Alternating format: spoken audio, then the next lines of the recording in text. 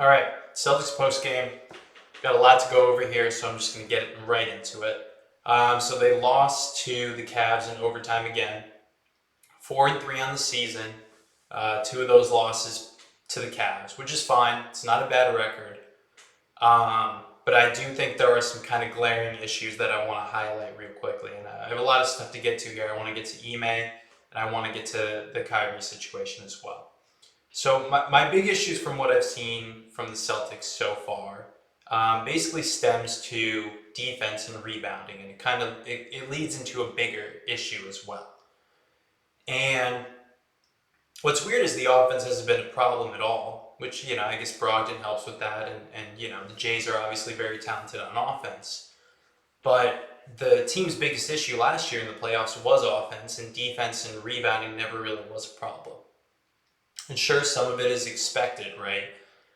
When you lose Rob, then obviously your defense and your rebounding is going to suffer. But it's not really the interior defense. I think that's actually been fine. It's more of the energy of this team because it's perimeter defense and it's rebounding. And rebounding, yeah, a little bit. You're playing a lot of small lineups, but still, perimeter defense and rebounding really comes down to energy. And to me, when I was watching the game today, the young Cavaliers seemed pumped up. Mitchell's yelling at the crowd. He's getting everyone pumped up. He's high-fiving his teammates. And the Celtics' energy didn't really seem the same. They were kind of a very talented team, so they're going to be able to stay in a lot of these games and win a lot of these games. But their energy just seemed kind of low, and they were yelling at the refs. They're yelling at each other. It's all this kind of stuff. And it kind of brings me back to my big fears about this season. So the first thing obviously was Jalen, right? He's in all the Durant trade rumors, and the Celtics have talked about Jalen in other trade rumors as well, right? He's brought up in the Kyrie or in the Kawhi discussions, maybe in the Jimmy Butler thing. Like who really knows? But his name was at least linked to Durant, and whether or not there was actually an offer for him at that point, or if it was just speculation, regardless, for some reason Jalen's name was attached to the Durant rumors, and that's a problem because Jalen has never been appreciated as much as Tatum is. Tatum's always been the number one guy. Everyone always praises Tatum, even though Jalen can be every bit as good as Tatum. And that's not to talk down Tatum. Tatum's amazing, and I love Tatum too. But Jalen has never really got the same shine as Tatum. So, it makes me nervous when in a way, that's got to hurt your ego a little bit, right? You're one of the two best players on a basketball team, and then they talk about trading you for another guy. And you've never really been that number one guy for the city. And so that's what I was worried about for sure. And there's the whole other added element of there's no reason for him to sign an extension because of the rules, he would have to take significantly less than what he's worth. And Tatum already has his max contract. Jalen signed a bargain deal for them because he was coming off that season where he played off the bench a lot, and so he got the contract that he was worth at the time. But now that contract is a bargain because Jalen is a max player, and the Celtics can't give him a max contract until he's an unrestricted free agent, and that just makes me nervous in so many different ways. And I wouldn't blame Jalen one bit for leaving. And that's what makes me really nervous is Jalen kind of like he has every reason to leave if he can, go to a different team and be the number one option because he probably could be a number one option.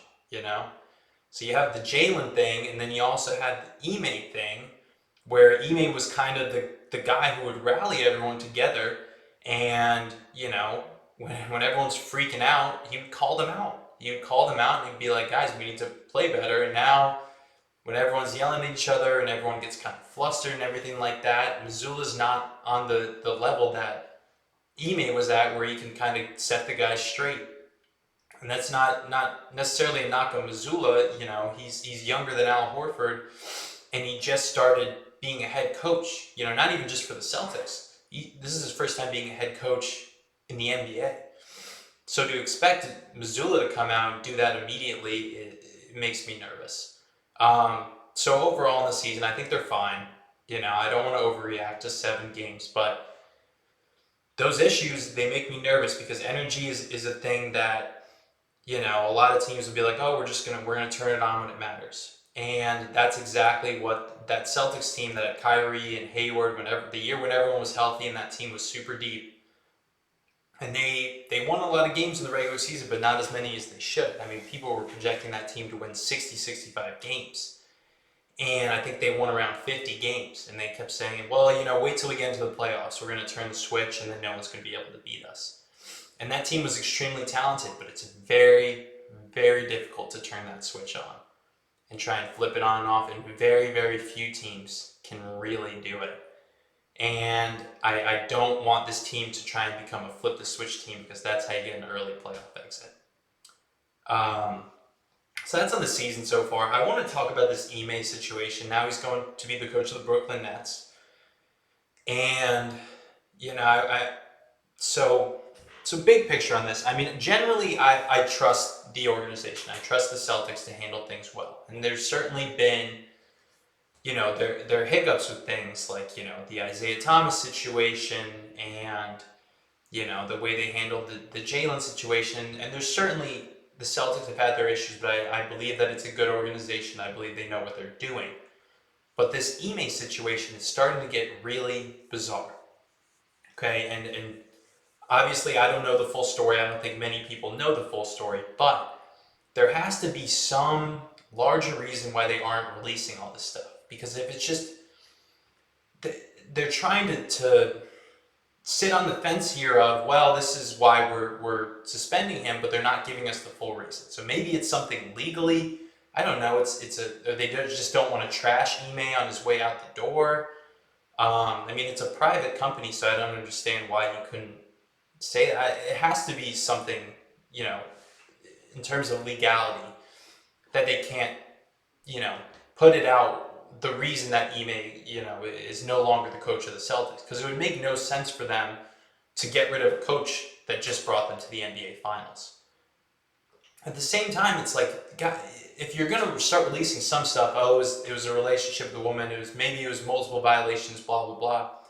It's better to just get it all out there. It's like a leaking faucet. You know what I mean? You got to just replace the faucet. You can't, say, oh, we're going to patch it up and put it. No. Like, just replace the whole thing. This is what happened. This is why he's no longer the coach of the Celtics. And at the very least, if you're not going to tell the fans and the media, at least tell the players. Because now that's the issue about this is Marcus came out with a quote and Jalen came out with a quote saying that, they think they were kind of expecting Ime to come back, and now they're upset that, he's not at least going to be, he's not just going to serve his suspension and come back. So the players don't know what's going on. That's a much bigger problem, is leaving them in the dark. So I don't know why you wouldn't at least tell the players, hey guys, this is what happened, and just be upfront with them. Ime is not going to be a coach anymore, and instead you have this weird situation where the team's energy is low now. And it didn't seem like, even though they took the Cavs to overtime, it didn't seem like they were fully there in it, because they have all this noise going around on the basketball team. And that's the last thing you want is off the court stuff to interfere with things that are on the court. And, Ime's a damn good head coach. And that's what sucks about this too, is I at least thought that there was no way he was going to be the Celtics head coach again. It sounded like some of the players didn't think that, which is bizarre. And I think in a way the Celtics are kind of happy that the Nets took him off their hands. They're like, just get rid of this distraction, take the problem away. But he's a damn good head coach, and if there's anyone who could fix the Nets situation, it might be Ime, because he's going to call people out on their shit. And I don't know how well the Nets players are going to respond to that, but it just sucks that he's going within the division. We're losing him for nothing, and that was a fucking good head coach, and he's too good to not go and coach another team. But I mean, just be honest with the players at least, right? Like, you got to be upfront with them, or else you're creating this situation that Ime's not even a part of the team anymore and still being a detriment to the team, right? So that kind of helps transition me into Brooklyn and this whole Kyrie Irving situation. I don't really want to address whatever is going on with Kyrie.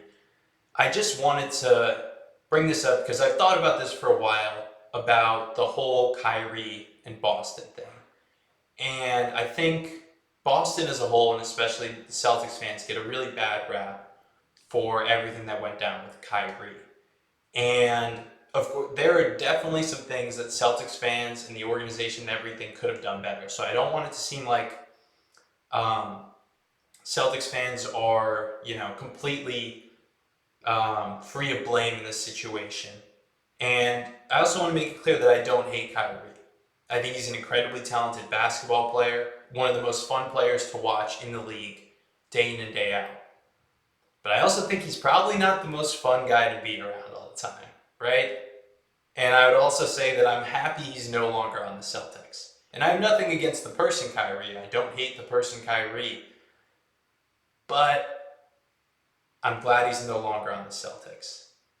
And I want to break it down because I feel like the team gets a bad rap, and I want to clear the air and try and help people understand why Boston got so mad at Kyrie and why the fans were so upset at him. And I felt like a madman for so long when he first went to the Nets and they were kind of winning games and everything was going well, and I was talking to Nets fans and I was like, just wait, because it's going to go great for the first 40 games, and then some weird stuff is going to happen, and there's dysfunction within the team, and it kind of went the exact same way that it went in Cleveland, as it went in Boston, as it's now going in Brooklyn.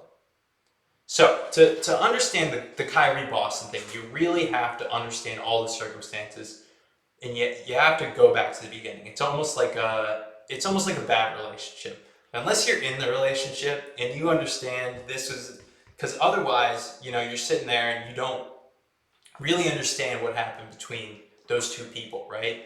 You can be the friend who's telling, your buddy to get out of this bad relationship. You weren't there in those moments when it was just him and the girl or the guy or whatever, and they were sitting together and they were talking about their dreams or whatever, and they were sharing all these moments. You'll never fully understand a relationship unless you were one of the people in it, right? So I'm going to try and put you guys into the situation of what it was like to be a Celtics fan and have a, for lack of a better term, relationship with Kyrie Irving. Okay? Bear with me. We're starting from the beginning. And that, I think, starts with the Isaiah Thomas trade. And at that moment in time, Isaiah was, and this is not hyperbole, I think he was the most liked athlete in Boston. Maybe you could say Brady, but it's like Brady had been there for so long, it wasn't really the same. In terms of approval rating, I've never seen a Boston athlete have such a high approval rating where everyone loves him, everyone has the jersey, everyone is so pumped, outside of David Ortiz and also Brady. So that's, obviously Isaiah was, even when it was happening and he was averaging 30 points, he was incredible, but you kind of knew, like, how long is this going to last? Are we really going to pay this guy all this money, this 5'9" point guard? How long is he going to last? So it wasn't on the same level as Brady and Ortiz, but at the same time, like this was incredible. This was a guy who just loved the city and loved to be in Boston and just gave his all for the city, and a team that wasn't even trying to win, all of a sudden we were staring down LeBron in the conference finals. So like, Isaiah was amazing, and it still hurts, like, the way that his career panned out. And I'm always going to be rooting for that guy to get back into the NBA. Because it does feel like the Celtics really messed that one up, and at the same time, like I said, that contract probably wasn't going to age well, but it really sucks the way Isaiah's career played out after he went out off the Celtics, because it was probably the most fun I've ever had rooting for a team, was rooting for those Isaiah teams. So what you have to understand is here, when we made that trade, I remember sitting there and looking at my phone and just not knowing how to act at that point. Because Isaiah was our guy. Like, that was our guy, And it just felt like we had such a fun team, and we just blew it up. And this was after the Celtics and Cavs had played in the conference finals. And Isaiah played hurt that whole series until he just couldn't play anymore. And Kyrie absolutely torched us. Like, Kyrie was unbelievable that series. I still remember like holding out hope in one of the games, and Kyrie went down, did a spin move, landed and like twisted his ankle, and somehow got an and one over Marcus, and then just got up and hit the free throw, even though he twisted his ankle. And I was just sitting there like just feeling completely hopeless. So at the time we traded Isaiah for Kyrie, it was like, yeah, you know, I love Isaiah, and it's gonna be so weird rooting against him on the Cavs because I could never really root against Isaiah. But undoubtedly, we got the better player in that trade. So as much as it was weird, and you know, we got the better player in that trade, and it was undoubtedly a good trade. You know, and you would have done that trade 10 times out of 10. You know, if you take out the whole Isaiah and the Boston ties that he had, right? But you know, coming in, it's a very sensitive situation replacing a guy like that who's so beloved by the city. But even though a guy who's a better player, a guy that was kind of the enemy because he was torching us in those conference final series, right? So that brings us to that season. And man, that was a fun season too. Everything was awesome. Besides Gordon Hayward getting hurt at the start of it, you know, the whole city loved Kyrie. And there was like, I remember the first game, because they played against the Cavs the first game, and Isaiah was obviously out, and that was the game that Hayward got hurt. And Kyrie missed a game-winning shot. And that kind of set the stage for like what the Kyrie Irving era was going to be like. Really great. And then it just kind of fell apart. So, but that first 40 to 60 games was amazing. The Celtics were winning. They went on a crazy win streak. Kyrie was the leader. He loved Boston. You can go back and look at it. Like, Kyrie loved Boston, and the Celtics fans loved him. And slowly those Isaiah jerseys were turning into Kyrie jerseys. And he was the perfect leader, and he was moving the ball, and he was playing within the team, and Tatum was playing well, and Jalen was playing well, and it was just like feel good, a great team, and a lot of fun to watch. And that was when it was awesome with Kyrie. Um, Unfortunately, he gets hurt, you know, and misses the whole playoffs. And the Celtics somehow still make it to the conference finals. So now you're feeling like, okay, you know, going into games 6 and 7, because the Celtics were up 3-2 in that series. Going into games 6 and 7, you're like, okay, we weren't even supposed to be here on the cusp of making the finals. If we can, even if we don't make the finals, we get Hayward back and we get Kyrie back next year, and we're going to be a problem. And then Kyrie didn't show up to games 6 and 7. Kind of weird, right? And you know, apparently it's because he had a surgery and he was recovering from it. Okay, I guess. But if you're the leader of the team and you're the best player on the team, and you're injured, and your team is in the conference finals, one game away from going to the finals against your former team, the guys who just traded you, how could you not want to be at that game? Now, obviously, there's nothing really Kyrie could do, right? You know, even if he was at the game, but just like for him to not be at that game was fucking weird, you know, and it kind of went under the radar. And, you know, he didn't really get any shit for it or anything because it's like, all right, he was rehabbing from surgery, but that's the first tinge of like, okay, that's weird, right? And we can all agree that's weird. Like, why wouldn't you want to show up for that game and support your teammates? Still, everything was fine. We're going into the next season now. The team is still absolutely loaded. I mean, go back and like look at how good that team was. You know, with you have Horford, you have Jalen, you have Tatum, you have Hayward, you had Marcus Morris, you had Smart, and you had Kyrie. That team was ridiculous. That team was probably the most talented Celtics team we've had in a long time. And at the start of the season, Kyrie with the season ticket holders, you know, everyone, it's the infamous moment now, says, if you'll have me back, I plan on re-signing here. And, you know, if you go back and look at the video, like everyone's cheering, everyone's so pumped because I remember seeing that and I was like, this is awesome. Like, Kyrie's going to be back. This is great. And I want to make this very clear because, you know, some people say, oh, well, there you go. Like, you know, he didn't sign the contract then. No, I agree with you. You know, at that point, it's just words. And, obviously it hurts when someone says something to you and makes a somewhat of a promise to you and then goes back on their word. But at that point, it's like, he's still a free agent, and Kyrie has every right in the world to go out onto the open market and see what he's worth and change his situation if he wants. So it's not even the, him saying he was going to resign and not resigning is not the reason that I was upset when he left. I just want to make that very clear. But at that point, he says he wants to resign. You're like, this is great. His father went to Boston University, my alma mater. Kyrie comes out with a commercial where he's playing 1v1 against his dad. It's in TD Garden. He says as he's walking in there, what a place to do this. What a place to play.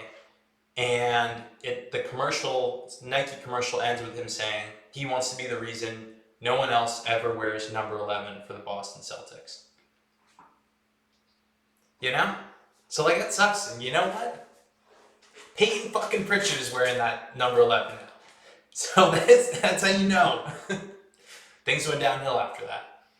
So everything's feeling good. Team's loaded. Kyrie's happy to be in Boston. Fans love him. Everyone's pumped up. And keep in mind, this is October. This is a very important date. It's October 11th. He says, I want to come back. I want to re-sign here. In January, he's texting Spencer Dinwiddie asking about the Nets and New York and if there's a way that they can clear cap space. Look it up. It's true. So you got October, he wants to re-sign. And then January, he's already looking around at his options and seeing if he can move on. Then in February, it's the other infamous video where he and Durant are in the hallway at the All-Star game, and he's talking about 2 max slots. And, it's Durant recently confirmed that was what we thought it was. That was when they really decided that they were going to go to New York, is when they were talking about that. And so that was in February. So October, he wants to resign. January, he's thinking about it. February, he's already done. He's already out on the season. He's already saying he's going to New York at the end of the season. And, also in February is when he kind of goes back on his word and he says, the quote, I don't know anybody's shit. Ask me July 1st, when they asked if he was still going to re-sign with the Celtics. So that's a short timeline there to flip completely. And then in the middle of the season, he's quitting on the team. And that's what makes me upset, is he quit on the team. Then you get to the Milwaukee series. The team struggles that whole year. It was a weird year. And like I said, they were a team that was like, oh, we'll turn it on once we get to the finals. Whatever. In the Milwaukee series, Kyrie shoots 35% from the field, 22% from 3, including in the series clinching Game 5, he shot 6 for 22. Again, that's 6 for 22 and 1 for 7 from 3 for a plus-minus of -25. After the game, he says, I don't feel bad about the 22 shots. I should have shot 30. That's how talented of a player I am. Okay, nice, Kyrie. He was freelancing on defense. There's clips on YouTube all over. Go look up Kyrie Irving, Celtics, Bucks defense in that series. He's demanding to guard Giannis. He's freelancing. He's running all around. He gave up. He fucking quit on the team. He quit on the team. He quit on the team back in January, really quit on the team in February, and really put the dagger into that Celtics season of one of the most talented Celtics teams we've ever had in that Milwaukee series, when he essentially threw that series. 35% from the field, 22% from 3. Okay. And you know what? After all that, Kyrie's a free agent, and I hate that I say this, I fucking wanted him back. All the Boston fans had started to turn on him at that point. But I was like, dude, this guy's so talented. We can figure it out. And I wanted Kyrie to come back. I really did.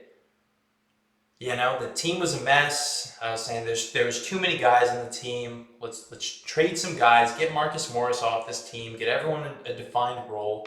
This team is too talented. It can't end like this. Like the Kyrie Irving era can't end with 2 seasons where one he was hurt and the other season was just a mess, and then he's just gone and we gave up all this. We traded Isaiah for him. And, you know, at the end of the day, when Kyrie made that decision to leave, that's his decision, you know? Like he said, he said it smugly, but he doesn't owe anyone shit. It's his life. If he wants to go leave Boston and go to a different city and go play with different players, like that's his choice, and that's, you know, there's nothing wrong with that. What I do feel is wrong is the way he quit on the team and then how he treated Boston after. So he sits out all 3 games that they were going to play in Boston the next year. That was the year when Durant was hurt. So he avoided us, you know? This is where the relationship parallels really came in. Oh yeah, you know, I love you, let's move in together. And then 3 months later, I don't know anybody's shit. What do you mean? We just see how it goes. And then you break up. He's texting other dudes throughout it. He's texting Spencer Dinwiddie, trying to replace you, Boston. And then you break up, and now he's avoiding you. He had 3 games in Boston. He sat out all 3. You think he did that by accident? No, he did that on fucking purpose. So he could come back with his buddy Durant next time they come around. And that's when he drops it. First game when he's going to be back, people in the stands. And I have the quote. Hopefully we can just keep it strictly basketball. You know, there's no belligerence or racism going on. Subtle racism. All right. So now it's come all the way around to now Boston is racist. Okay. I don't think that's what it is, Kyrie. I think it's the way you treated the city. And now it's playing victim. Oh, Boston's racist. Okay, now you're really, you know, you quit on the team and now you're insulting Boston. You're insulting the fans. And then he makes a point in the game to go and stomp on the Celtics logo. Again, that's not anything crazy, right? Sure, whatever. Okay, yeah, it's a silly little fucking leprechaun that's on the floor. Fine, whatever. But you know what it was saying. You understood the gesture. He's saying fuck you. He's saying fuck you. And then in the Brooklyn series, he's throwing up middle fingers, and it's all this shit, you know? So, with all that being said, the Celtics and Boston fans are not innocent in this whole thing. Okay, I'll be the first to admit that. The fan who threw the water ball at him was absolutely so fucking stupid. That 100% crossed the line. That was ridiculous. I'm glad that fan got kicked out. I hope he can never go to an NBA game again. I hope he fucking had a good scare in prison for that. Because that was so stupid and you can't do that to athletes. You know, you can't do that to anyone. But especially an athlete who's defenseless just walking off the court. You know? And I don't like the fuck you Kyrie chants either. I get it. It's Boston. But at the same time, it's like, I don't know. Can we do like some like funny taunting chants instead of just fuck you Kyrie? Like it's a little, I don't feel good about that. I don't participate in those chants. But at the same time, you know, put aside, you know, we both did some things wrong here, but Kyrie, the fans loved you, you know? And you knew that. You loved the fans. You loved Boston for a little bit. And what happened? From October to January, what happened? You know? I still don't really understand. I haven't really gotten a clear answer as to what changed between saying you were going to resign and then all of a sudden you're looking to go to New York. And I think that's where the fans are upset. What did we do wrong? You know? All we did was support you through that whole time. And when the Cleveland fans were saying, oh, just wait, Kyrie's gonna come and he's gonna try and destroy your season. It's all gonna get fucked up. We were the ones saying, no, it's different this time. It's different this time. No, Kyrie loves it. He loves Boston. He really enjoys Back Bay. Goes and gets a piece. He's going to Celtics. He's going to Red Sox games. Loves the fall foliage. It's all different this time. And Kyrie proved us wrong. And he quit on the team. And that's why the Celtics fans turned. And to really understand the whole thing, you have to understand the city. Boston is fiercely loyal. Is a fiercely loyal city until you're not loyal back. We'll defend our athletes when we love them because they remind us of the good times, even when, it doesn't end up all that well. And, you look at Horford left in free agency, went to the Sixers. You know what I mean? Hayward left in free agency too. So did Rozier. You don't hear any fuck Horford, fuck Hayward, or fuck Rozier chants, do you? No, it's just Kyrie, because you know why? Because those guys played hard, and then they left in free agency and they made their decision. And Kyrie did not play hard, and he gave 2 middle fingers, quite literally, to the city on his way out. And even when players aren't loyal, because the players shouldn't be loyal realistically, right? You only have a certain amount of time as an athlete to make your money, and because careers are finite and opportunities are finite, and you never know, a la Isaiah Thomas, when it might just be over in a flash, even if you were an all-star.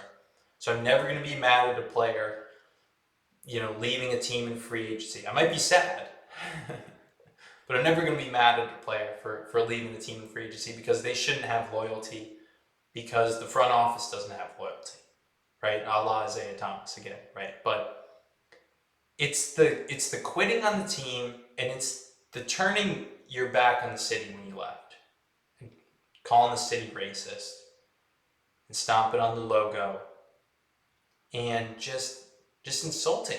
You're insulting the city. You're insulting a whole group of people, and you're grouping everyone together. Yeah, there's some bad apples. The guy threw the water bottle. It's in every city. Go to LA, go to San Francisco, go to Miami, go to New York. Fucking New York, they're everywhere. But you generalized the fan base, you insulted them, and then you quit on the team. Boston is fiercely loyal, but turn your back on the city, insult the city, shun the city, tell the city fuck off. Boston's going to match that energy back. Just will. So this kind of brings me all the way around here. Has there been a player who's been played with more great players and been in more great situations than Kyrie? So he was in Cleveland playing with LeBron. Then he's in Boston playing with Tatum, Jalen, Horford, and Hayward. Then he's in Brooklyn with Harden and Durant. And they all blew up. And at some point, it's not the situation, is it? It's not the situation. There's one common denominator. And I just hope with this final Brooklyn situation that everyone sees, maybe it's not the team, it's not the coach, it's not the players, it's not the situation, and it's not the city. Maybe it's just Kyrie. Celtics postgame. Celtics play again on Friday. Hopefully they can turn it around. Like I said, I'm nervous for the energy of this team. But hopefully they can bring it back. Glad I got that stuff about Ime and Kyrie out of my system. And we'll be right back at another date to give you my thoughts on the Celtics season that hopefully goes a little bit better than it has gone so far.